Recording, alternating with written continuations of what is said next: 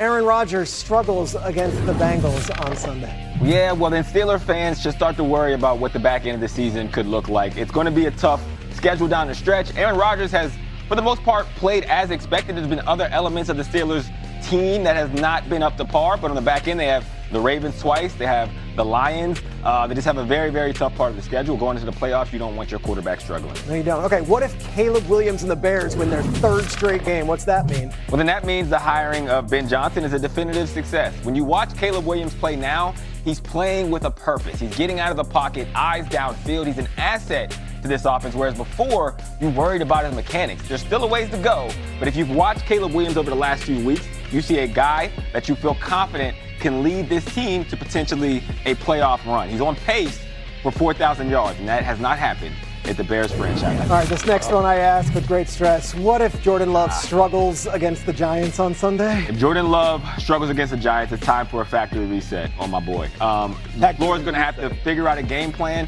to settle him down. He's playing a little frantic. He's moving too fast. He's missing players down the field. And a lot of times he's getting rid of the ball before the play develops. So they're going to have to figure out a strategy to settle him down in the pocket so that when he's running the offense, they can take full advantage down the field. Okay, the last two games that they've played, the Packers offense has been MIA, missing in action, averaging 10 points per game and have only scored on 4 of their 17 offensive drives, 2 field goals, 2 touchdowns. Taylor Lewan, we come to you. Oh, yes. What do we say if Jordan Love struggles against the Giants on Sunday?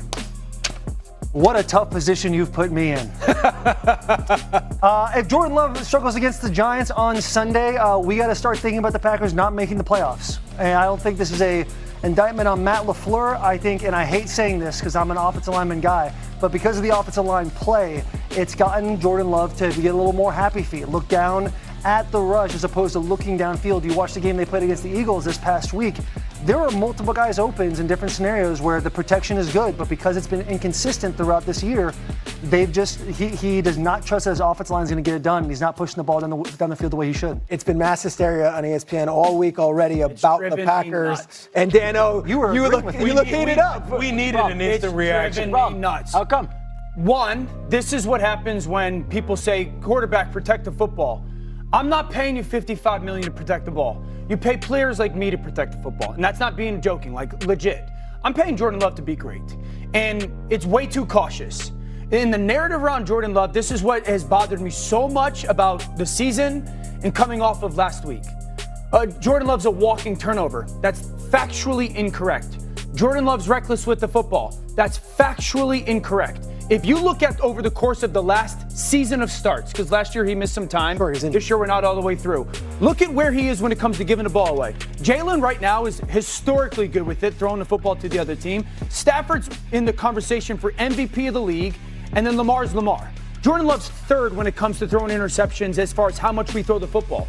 So like everyone talks about Jordan Love as this walking, oh my gosh, he's not. I would argue he's too cautious with the football. I would argue because of the offensive line and because of this, we got a great defense, don't throw the ball to the other team, he's not cutting it loose. If I was Matt LaFleur, I would sit there and say, Jordan, start throwing the ball downfield. If you throw an interception, it's on me. If you throw an interception, we traded 7,000 picks for Micah Parsons. We paid him $1 billion. And I would agree, Monday night, there's people open. But for some reason, he won't throw the football because everybody talks about Jordan Love being the reason why the Packers aren't going to win games because if he gives the ball away, it's the worst thing. No, it's not. Everyone has to get rid of these turnovers with quarterbacks.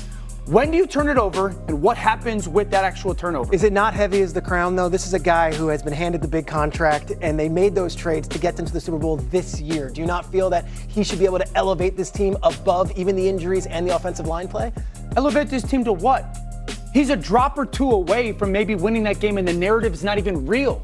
This team is 2 snaps away from being a one-loss football team, and everyone going, yup, this is a Super Bowl contender. Now they're not?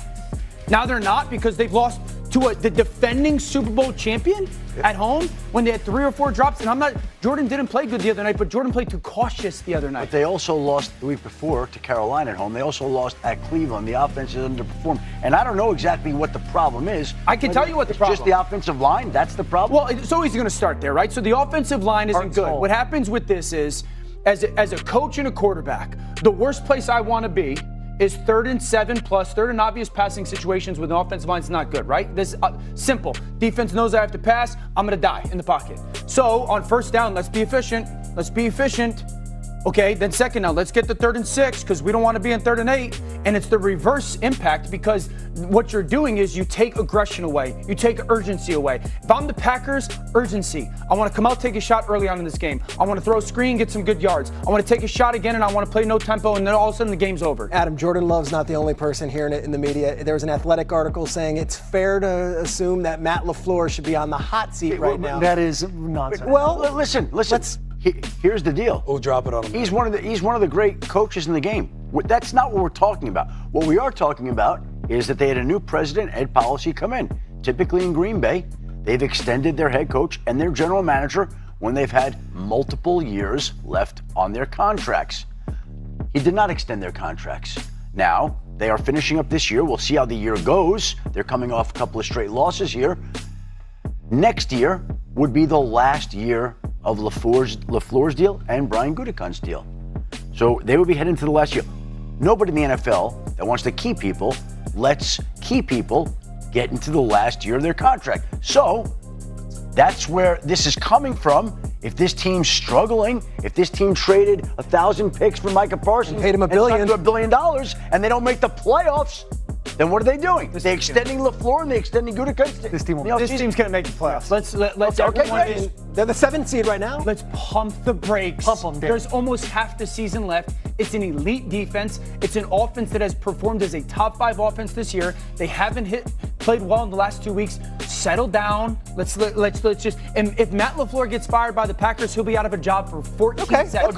We agree with that. We agree with that. We're not arguing the merits of Matt LaFleur. We're talking about what the situation is there and why the conversation has come up. Offensive line's got to play better. They got to get Jaden Reed back. Matthew Golden's going to have to get back and also play better than he was. Jordan Love's going to be fine. He's going to play at a very high level. Will, your thoughts? I personally love nothing more than a fired up Dan Orlovsky. It drives me nuts the way that we have talked about this quarterbacking team. It drives me absolutely outrageous. I agree on the front of talking about Coach LaFleur and the whole job and everything else. I mean, they've been to the playoffs 5 of his 6 seasons there, 2 NFC championships. But as far as the offensive play, there's definitely validation. Everybody's concerned with when is this team going to get rolling. It's like, what do you do? If Jordan Love struggle, if they struggle again this week. Tucker Kraft's not coming back. Eldrin Jenkins is out now. That's my point. And I love you, but when's this offense going to get rolling? This offense has played, for the most part this season, outside of those 2 games, as a top 5 offense in like every element. This is a 2-game stretch where they have not played well. But we've talked about Jordan Love. I've heard people say he's bad. What in God's green earth are we talking about?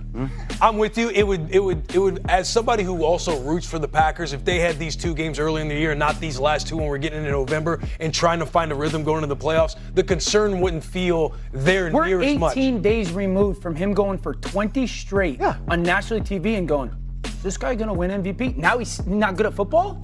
In 18 days? NFL stands for not for long. Agree with you. But then, hey, listen. Hey, let's put it down. Let's all calm